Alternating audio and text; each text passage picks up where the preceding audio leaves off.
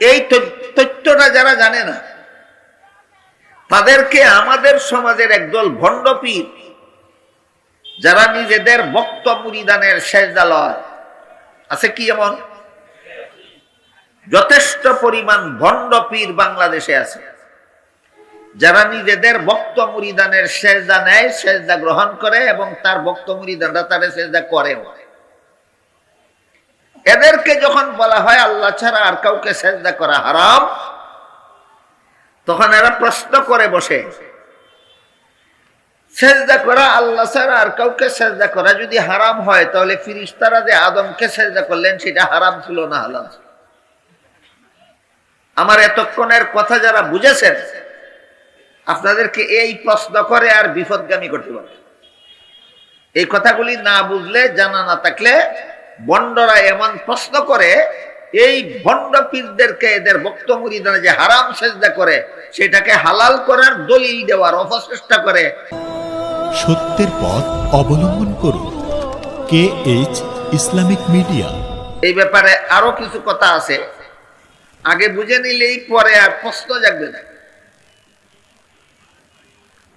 সেজদা দুই প্রকার আছে, একটা সেজদাকে ইবাদতের সেজদা বলা হয় আর একটা সেজদাকে সম্মানের সেজদা বলা হয়। আমি যাকে সেজদা করি তিনি আমার মালিক, তিনি আমার খালিক, তিনি আমার সুখ দুঃখের মালিক, শান্তি অশান্তির মালিক। তিনি দিলেই আমি পেতে পারি, তিনি না দিলে আমার পাওয়ার আর কোনো উপায় নাই। এই রকম চিন্তা চেতনা আকীদা বিশ্বাস নিয়ে যে সেজদা করা হয় এই সেজদাটাকে ইবাদতের সেজদা বলা হয়। আর এক প্রকার সেজদা আছে সম্মানের সেজদা। আমি যাকে সেজদা করি তিনি আমার মালিক না, তিনি আমার সৃষ্টিকর্তা না, তিনি আমাকে সুখ শান্তি দেওয়ার ক্ষমতা রাখেন না, তবে আল্লাহ তাকে আমার থেকে বেশি মর্যাদা দিয়েছেন। সেইটা কি ইবাদতের সেজদা ছিল না সম্মানের সেজদা? আদম আলাইহিস সালামের শরীয়তে সেটা হালাল ছিল। এমনকি আদম আলাইহিস সালাম থেকে নিয়ে ঈসা আলাইহিস সালাম পর্যন্ত সকল নবীগণের শরীয়তে আল্লাহ ছাড়া আর কাউকে সম্মানের সেজদা করা জায়েজ ছিল, হালাল ছিল। শুধুমাত্র মুহাম্মদুর রাসূলুল্লাহর শরীয়তে সম্মানের সেজদাটাও গায়রুল্লাহর জন্য হারাম করে দেওয়া হয়েছে। মুহাম্মদুর রাসূলুল্লাহর উম্মতের জন্য কোন সম্মানিত ব্যক্তিকে সম্মান করার জন্য সেজদা করা হারাম।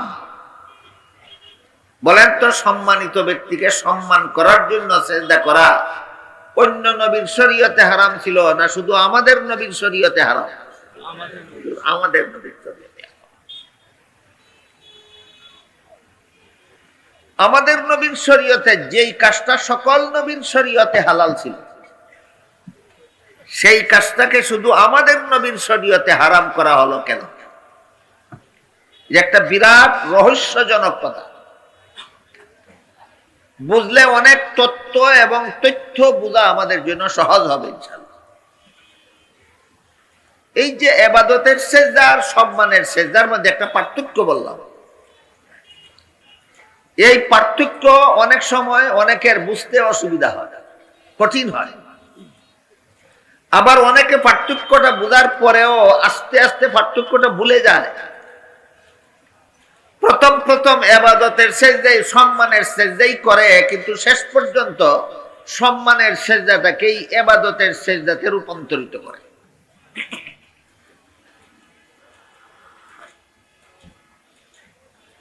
কাজেই আগের আমলে কোন নবীর উম্মতে যখন প্রথম প্রথম সম্মানের সেজদা করত, শেষ পর্যন্ত এইটাকেই ইবাদতের সেজদা বানাইয়া নিত।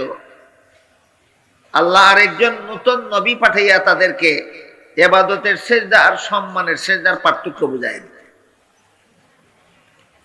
আবারও যখন কোন উম্মত দুই রকম সেজদাকে একাকার করে ফেলতো, আবার নূতন নবী পাঠাইয়া আল্লাহ দুই সেজদার পার্থক্য বুঝাই দিত। আবার এরকম করতো, আবার আল্লাহ নবী পাঠাইতেন, আবার এরকম করতো, আবার আল্লাহ নবী।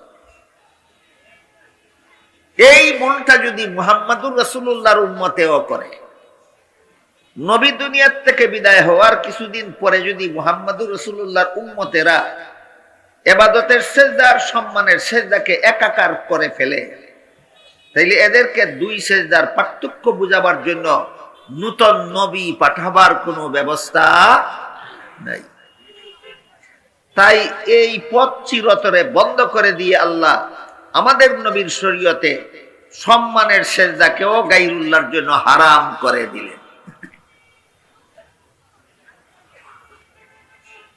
এই তথ্যটা যারা জানে না, তাদেরকে আমাদের সমাজের একদল ভণ্ড পীর, যারা নিজেদের ভক্ত মুরিদানের সেজদালয় আছে, কি এমন যথেষ্ট পরিমাণ ভণ্ড পীর বাংলাদেশে আছে, যারা নিজেদের ভক্ত মুরিদানের সেজদা নেয়, সেজদা গ্রহণ করে এবং তার ভক্ত মুরিদানরা তার সেজদা করে। এদেরকে যখন বলা হয় আল্লাহ ছাড়া আর কাউকে সেজদা করা হারাম, তখন এরা প্রশ্ন করে বসে, সেজদা করা আল্লাহ ছাড়া আর কাউকে সেজদা করা যদি হারাম হয়, তাহলে ফিরিস্তারা যে আদমকে সেজদা করলেন সেটা হারাম ছিল না হালাল ছিল? আমার এতক্ষণের কথা যারা বুঝেছেন, আপনাদেরকে এই প্রশ্ন করে আর বিপদগামী করতে পারে। এই কথাগুলি না বুঝলে, জানা না থাকলে বন্ডরা এমন প্রশ্ন করে, এই ভণ্ড পীরদেরকে এদের ভক্ত মুরিদানা যে হারাম সেজদা করে সেটাকে হালাল করার দলিল দেওয়ার অপচেষ্টা করে আদমকে ফিরিস্তাদের দ্বারা সেজদা করার মাধ্যমে।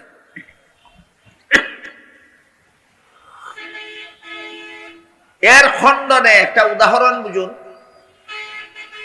আল্লাহ যখন আদম হাওয়া দুইজনকে একসাথে পৃথিবীতে পাঠাবে, তখন প্রতি বছর আদম হাওয়ার ঘরে একসাথে দুটি করে যমজ সন্তান জন্ম হইত। একটি ছেলে একটি মেয়ে আগের বছর জন্ম হইতো, পরের বছর আবার একটি ছেলে একটি মেয়ে একসাথে জন্ম। এমতাবস্থায় আল্লাহ আদম আলাইহিস সালামকে আদেশ দিলেন, আপনার আগের বছরের ছেলের কাছে পরের বছরের মেয়েকে বিয়ে দিন, আর পরের বছরের ছেলের কাছে আগের বছরের মেয়েকে বিয়ে দিন। এবার বুঝে থাকতে বলুন তো, আদম আলাইহিস সালাম নিজের মেয়েদেরকে কার ছেলেদের কাছে বিয়া দিতেন? নিজের ছেলে। উনার শরীয়তে কি এই কাজটা হারাম ছিল না হালাল? এখন যদি কোনো ব্যক্তি নিজের মেয়েকে নিজের ছেলেকে বিয়া দিয়া বলে, আদমে দিলে যদি হালাল হয়, আমি দিলে হারাম হবে কেন? এটা দলিল হবে না শয়তানি? ঠিক তেমনি ভাবে আদমের শরীয়তে সম্মানিত ব্যক্তিকে সেজদা দিয়া সম্মান করা হালাল ছিল, মুহাম্মাদুর রাসূলুল্লাহর শরীয়তে হারাম হয়ে গেছে। এখন যদি কেউ আল্লাহ ছাড়া কাউকে সেজদা দিয়া বলে, ফিরিস্তারা দিলে যদি হালাল হয়, আমি দিলে হারাম হবে কেন? এটাও দলিল নয়, শয়তানি।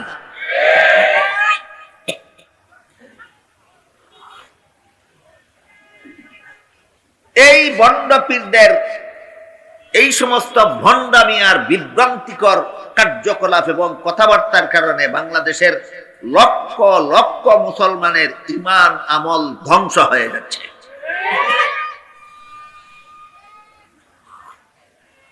এই জন্য তাফসীরের ফাঁকে ফাঁকে যখন ওই যে কথা ভণ্ড পীরদের প্রতিরোধে আসে, এই কথাগুলি আমার দৃষ্টিতে পরিষ্কার করে আপনাদের সামনে তুলে ধরা দরকার।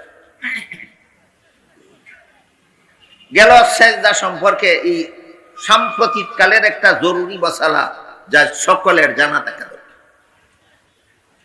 মুহাম্মাদুর রাসূলুল্লাহর শরীয়তে যেহেতু আল্লাহ ছাড়া অন্য কাউকে সকল প্রকারের সেজদা করা হারাম করে দেওয়া হয়েছে, তাই আমাদের নবী ঘোষণা দিলেন সেজদা একমাত্র আল্লাহকে করতে হবে, আল্লাহ ছাড়া আর কাউকে সেজদা করা যাবে না।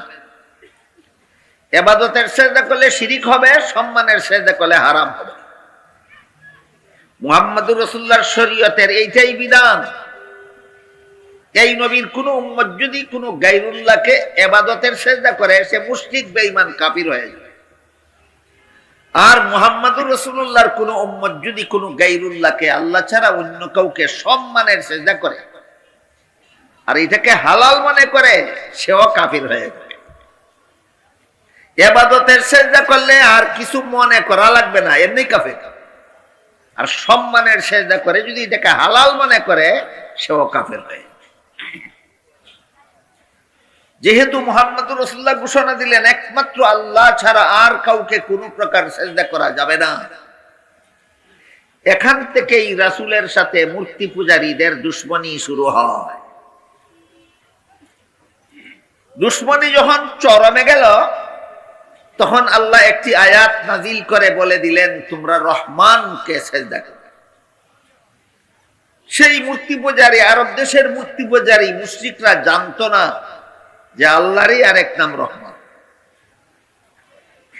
এরা মনে করলো মুহাম্মদ এতদিন বলছে আল্লাহ ছাড়া আর কাউকে সেজদা করা যাবে না, এখন আবার বলে রহমানকে সেজদা করা যাবে। তাইলে একবার আল্লাহকে সেজদা করার পরে আবার যদি রহমানকেও সেজদা করা যায়, তাহলে একবার আল্লাহকে সেজদা করার পরে আবার দেবতাকে সেজদা করা যাবে না কেন? এই প্রশ্ন তাদের মনে জাগলো। আমার কথা বুঝে থাকলে বলুন, প্রশ্ন জাগলো কেন? রহমান যে আল্লাহরই আরেক নাম, এই কথা জানার কারণে না না জানার কারণে? না জানার। এরা ভাবলো যে আল্লাহ একজন, রহমান আরেকজন। তাই এরা প্রশ্ন করলো, মানির রহমান, রহমান আবার কে? এই যে একটা প্রশ্ন করলো, এই প্রশ্নের জবাবে আল্লাহ সূরা রহমান নাযিল করেছেন এবং সূরার শুরু থেকে শেষ পর্যন্ত প্রতিটি আয়াতে আয়াতে আল্লাহ শুধু রহমানের পরিচয় দিয়েছেন। এই জন্য আল্লাহ সূরার নাম রেখেছেন সূরা রহমান। এই জন্য আল্লাহ সূরার নাম রেখেছেন সূরা রহমান। রহমান আল্লাহর একটা গুণবাচক নাম। আরেকটা গুণবাচক নাম আছে রহিম। রহমানও আল্লাহর একটা গুণবাচক নাম, রহিমও আল্লাহর একটা গুণবাচক। আল্লাহর প্রসিদ্ধ নাম ৯৯টা, অপ্রসিদ্ধ নাম ১০,০০০-এর চেয়েও বেশি। এই সবগুলি নামের মধ্যে আল্লাহর একটি মাত্র নাম হলো ব্যক্তিবাচক নাম, যেই নামের দ্বারা আল্লাহর সত্তা বোঝায়, আল্লাহর অস্তিত্ব বোঝায়। এই নামটা হলো একমাত্র আল্লাহ। আর বাকি সবগুলি নাম আল্লাহর গুণবাচক নাম। এক একটা নামের দ্বারা আল্লাহর এক একটা গুণ বোঝায়, এক একটা নামের দ্বারা এক একটা গুণ বোঝায়। আল্লাহর গুণের তো শেষ নাই। তাহলে গুণবাচক নাম ৯৯টা হওয়ার মানে কি? ৯৯ গুণের পরে আল্লাহর আর কোনো গুণ নাই? আল্লাহর তো গুণের কোনো শেষ নাই। তাহলে আল্লাহর গুণবাচক নাম যদি ১০,০০০ হয়ে থাকে, তাইলে কি ১০,০০০ গুণের পরে আল্লাহর আর কোনো গুণ নাই? এমন একটা প্রশ্ন জাগতে পারে। এই প্রশ্নের জবাব হইল, আল্লাহর যে সমস্ত গুণ আপাতত বান্দাদের বোঝা দরকার, এই সমস্ত গুণ বোঝাবার জন্য প্রসিদ্ধ ৯৯টা গুণবাচক নাম, অপ্রসিদ্ধ ১০,০০০ গুণবাচক নামের ঘোষণা দুনিয়াতে দেওয়া হয়েছে। আর বাকি গুণবাচক নামগুলি দুনিয়ার জীবনে তোমাদের জানার দরকার নাই, জানার কোনো প্রয়োজন নাই। এই কারণে যখন প্রয়োজন হবে তখন জেনে নিবে। আপাতত এই নামগুলি, এই গুণবাচক নামগুলির অর্থ বুঝো এবং সেই অনুপাতে তোমরা আল্লাহর ইবাদত করো, এটাই তোমাদের জন্য যথেষ্ট।